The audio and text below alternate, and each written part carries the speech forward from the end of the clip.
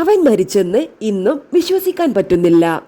സലീം കുമാർ പറഞ്ഞ ഈ ഒരു വാക്കുമതി കൊച്ചിൻ ഹനീഫ എന്ന മനുഷ്യൻ സഹപ്രവർത്തകരുടെ മനസ്സിൽ എത്ര ആഴത്തിൽ ജീവിച്ചിരുന്നുവെന്ന് മനസ്സിലാക്കാൻ. സിനിമയിൽ ഒരാളുടെ വിജയം മറ്റൊരാളിൽ അസൂയയാകുന്ന കാലത്തും കൂടെ അഭിനയിക്കുന്നവർ തന്നേക്കാൾ കൂടുതൽ കയ്യടി നേടുമ്പോഴും അതിൽ സത്യമായ സന്തോഷം കണ്ടെത്തിയ മനുഷ്യനായിരുന്നു കൊച്ചിൻ ഹനീഫ.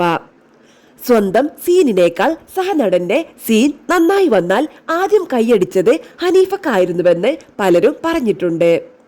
അഭിനയത്തിൽ മത്സരമല്ല, കൂട്ടായ്മയാണ് അദ്ദേഹം വിശ്വസിച്ചത്. അതുകൊണ്ടാണ് അദ്ദേഹത്തോടൊപ്പം അഭിനയിച്ച പലർക്കും അദ്ദേഹം ഒരു നടനേക്കാൾ കുടുംബാംഗം പോലെ തോന്നിയത്.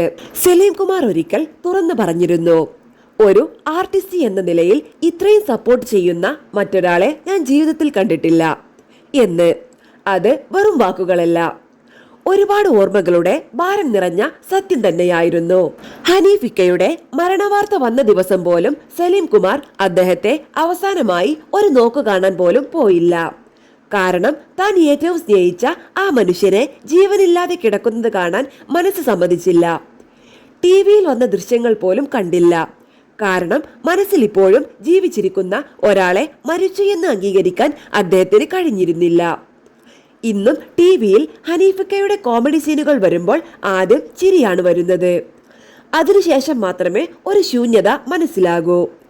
ഇനി ഈ മനുഷ്യൻ ഇല്ലല്ലോ എന്നൊരു വേദന.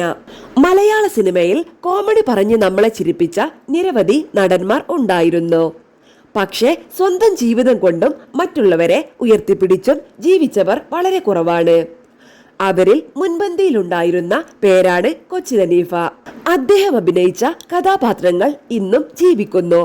കാരണം അത് വെറും അഭിനയമല്ലായിരുന്നു, മനുഷ്യരുടെ മനസ്സിൽ ഇടം നേടിയ ഒരു മനുഷ്യന്റെ ആത്മാവായിരുന്നു.